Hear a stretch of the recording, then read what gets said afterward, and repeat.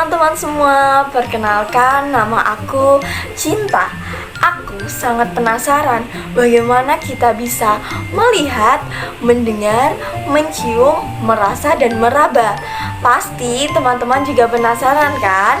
Mari teman-teman, kita mengenal bagian tubuh yang membantu kita untuk melihat, mendengar, mencium, merasa, dan meraba bersama aku tentunya, Cinta. Mari kita berpetualang menuju 5 indera. Teman-teman, apakah teman-teman bisa melihat bola berwarna merah? Di mana? Coba katakan lebih keras. Benar teman-teman, bola berwarna merah berada di belakang pohon. Kira-kira mengapa ya teman-teman bisa melihat bola merah yang berada di belakang pohon? Tentu saja karena teman-teman mempunyai indera penglihatan, yaitu mata. Dengan mata, manusia dapat mengetahui bentuk, warna, dan ukuran suatu benda. Teman-teman, mata terdiri dari 2 bagian, yaitu bagian luar dan bagian dalam mata. Tentunya teman-teman penasaran kan? Mari teman-teman berpetualang bersama Cinta menuju bagian-bagian mata. Teman-teman, mata terdiri atas 2 bagian, yaitu bagian luar mata dan bagian dalam mata. Mata bagian luar terdiri dari alis. Alis merupakan rambut-rambut halus yang terdapat di atas mata dan memiliki fungsi untuk mencegah air atau keringat dari dahi menuju ke mata. Kemudian ada kelopak mata, merupakan lipatan kulit yang terdapat di atas dan di bawah mata. Kelopak mata berfungsi untuk melindungi mata dari benda-benda asing, misalnya debu, asap, dan keringat. Kemudian ada bulu mata.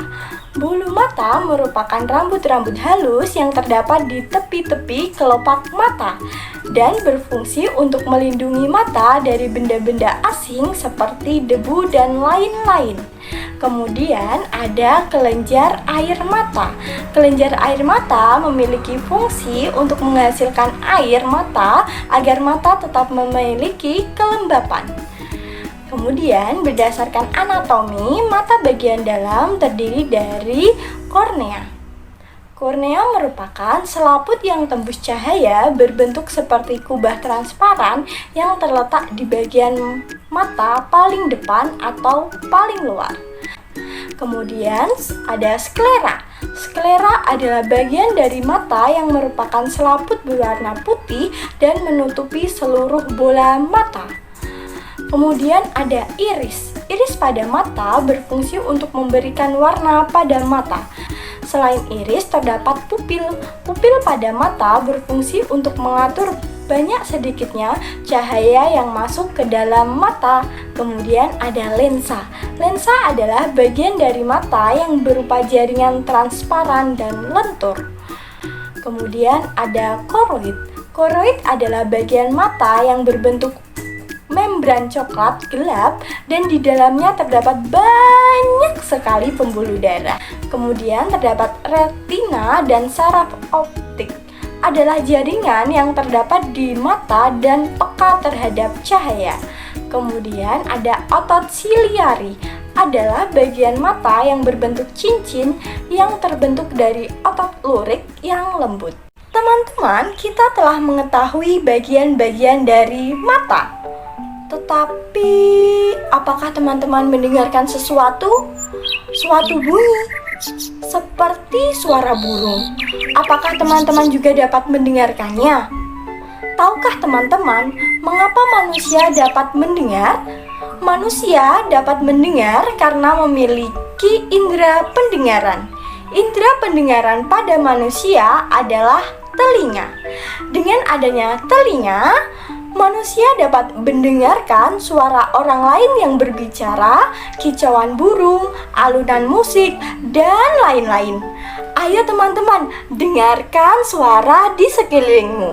Apa saja suara yang bisa kamu dengarkan sekarang? Teman-teman, untuk mengetahui bagaimana telinga bisa mendengarkan suatu bunyi, mari kita mengetahui bagian-bagian dari telinga bersama Cinta. Teman-teman, telinga sebagai indera pendengaran terdiri dari 3 bagian. Yang pertama, telinga luar terdiri dari daun telinga berfungsi untuk menyalurkan bunyi ke liang telinga. Kemudian ada lubang telinga berfungsi untuk memasukkan bunyi ke liang telinga. Kemudian ada liang telinga berfungsi untuk meneruskan bunyi ke gendang telinga. Bagian kedua adalah telinga tengah, terdiri dari gendang telinga berfungsi untuk mengubah bunyi menjadi getaran. Kemudian ada 3 tulang pendengaran, tulang marti, landasan, dan sanggurdi berfungsi untuk memperkuat dan menggantarkan getaran ke saluran telinga yang lebih dalam. Kemudian ada saluran eustachius berfungsi untuk menghubungkan rongga mulut dengan telinga bagian dalam dan untuk mengatur keseimbangan tekanan udara. Yang ketiga, telinga dalam terdiri dari 3 tulang pendengaran berfungsi untuk menjaga keseimbangan tubuh. Kemudian ada rumah siput berfungsi untuk mengubah getaran suara menjadi impuls yang akan diteruskan ke otak. Dan yang terakhir ada saraf pendengaran. Wah, seperti itu ya teman-teman, bagian-bagian dari telinga. Teman-teman, Cinta saat ini sedang mencium aroma harum sekali. Dari mana ya asalnya? Ternyata bau harum ini berasal dari bau bunga di taman ini. Bagaimana bau di sekitar teman-teman? Teman-teman pastinya pernah mencium bau di lingkungan sekitar. Misalnya, mencium bau parfum ataupun mencium tumpukan sampah yang sudah membusuk. Tentunya teman-teman pasti bisa membedakan baunya, bukan? Mengapa demikian ya teman-teman? Sebenarnya kita dapat membedakan berbagai aroma atau bau karena kita memiliki indera pembau, yaitu hidung. Selain untuk bernapas, hidung berfungsi sebagai pembau. Hidung merupakan indera pembau atau penciuman yang membantu kita untuk mengenali berbagai bau atau aroma di sekitar kita. Mari teman-teman berpetualang bersama Cinta mengenal bagian-bagian hidung.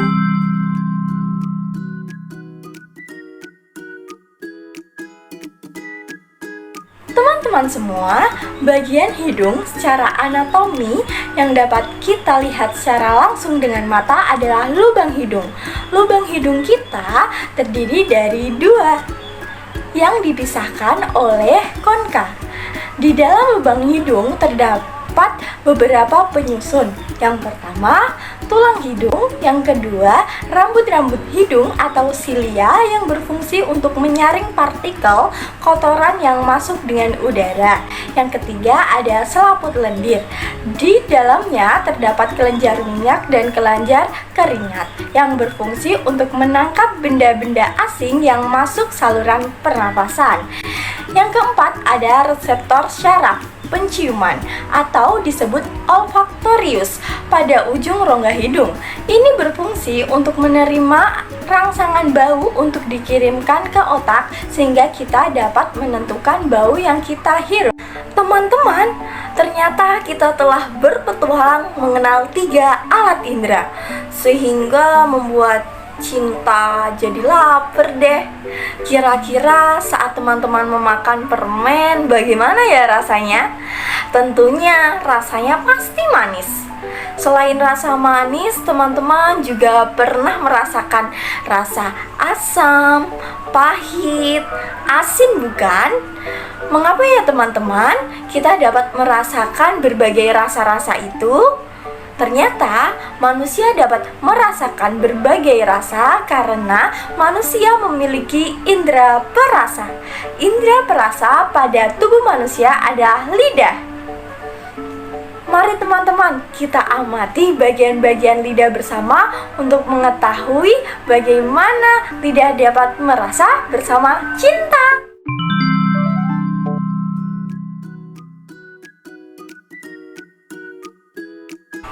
Teman-teman, berdasarkan anatomi lidah, lidah terdiri dari yang pertama, ujung lidah. Ujung lidah merupakan bagian lidah yang paling depan yang peka terhadap rasa dari makanan dan minuman yang masuk ke dalam mulut. Yang kedua ada celah lidah. Yang ketiga ada badan lidah. Badan lidah merupakan bagian lidah yang bisa bergerak secara bebas. Yang keempat ada tirsu falate papilla, merupakan tonjolan atau bintik kecil yang berada di bagian atas dan samping lidah. Kelima ada celah ujung. Keenam ada amandel langit tenggorokan. Ketujuh ada amandel lidah. Amandel lidah memiliki fungsi untuk mendeteksi adanya bakteri dan virus yang masuk ke tubuh melalui mulut. Kedelapan adalah katup pangkal tenggorokan. Wah, seru bukan teman-teman mengenal bagian-bagian dari lidah? Sekarang cobalah teman-teman raba dua buah benda yang memiliki permukaan yang berbeda. Misalnya nih, menghapus dan pensil. Pastinya teman-teman dapat merasakan perbedaan permukaan dari kedua benda tersebut, bukan? Bagaimana perbedaannya?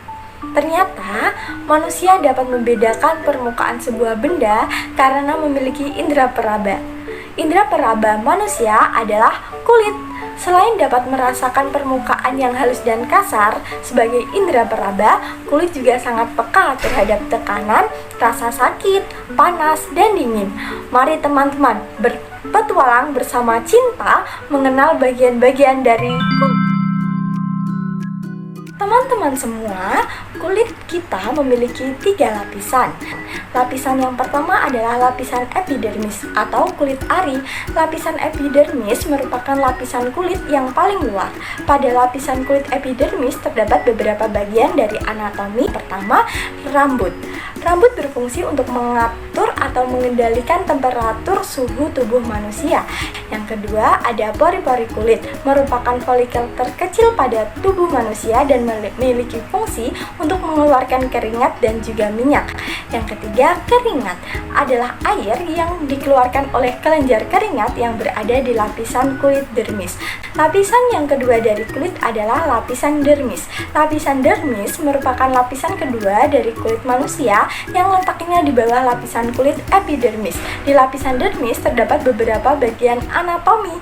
Di lapisan kulit dermis terdiri dari satu jaringan saraf, merupakan komponen jaringan utama dari sistem saraf yang memiliki fungsi untuk mengatur dan mengontrol fungsi dan aktivitas tubuh manusia. Yang kedua, ada kelenjar minyak, memiliki fungsi untuk menghasilkan minyak atau pelumas dan lemak lainnya yang baik bagi kesehatan tubuh. Yang ketiga, ada kelenjar keringat yang berfungsi untuk mempertahankan suhu tubuh kita agar tetap normal dan tidak meningkat terlalu tinggi. Yang keempat, ada akar rambut, memiliki fungsi untuk mengalirkan semua zat gizi yang diperlukan untuk rambut dari kulit kepala hingga ujung. Nah, lapisan yang ketiga dari kulit adalah lapisan hipodermis. Lapisan hipodermis merupakan kumpulan jaringan terikat yang berada di bawah lapisan kulit dermis dan berfungsi untuk melekatkan kulit pada otot. Dapat beberapa bagian anatomi. Yang pertama, jaringan lemak. Jaringan lemak memiliki fungsi untuk melindungi organ dalam kulit. Yang kedua, ada pembuluh darah vena, memiliki fungsi untuk mengalirkan darah dari tubuh kembali ke jantung. Yang ketiga adalah pembuluh darah arteri yang berfungsi untuk membawa darah dari jantung menuju ke seluruh tubuh. Itulah bagian-bagian dari kulit kita. Teman-teman, tak terasa berakhir sudah petualangan kita. Petualangan mengenal 5 indera yang terdiri dari mata sebagai indera penglihatan, telinga sebagai indera pendengaran, hidung sebagai indera pembau, lidah sebagai indera perasa, dan kulit sebagai indera peraba. Kelima indera tersebut disebut sebagai panca indera. Terima kasih teman-teman telah menemani petualangan Cinta mengenal 5 indera. Sampai jumpa di petualangan selanjutnya ya teman-teman. Bye-bye.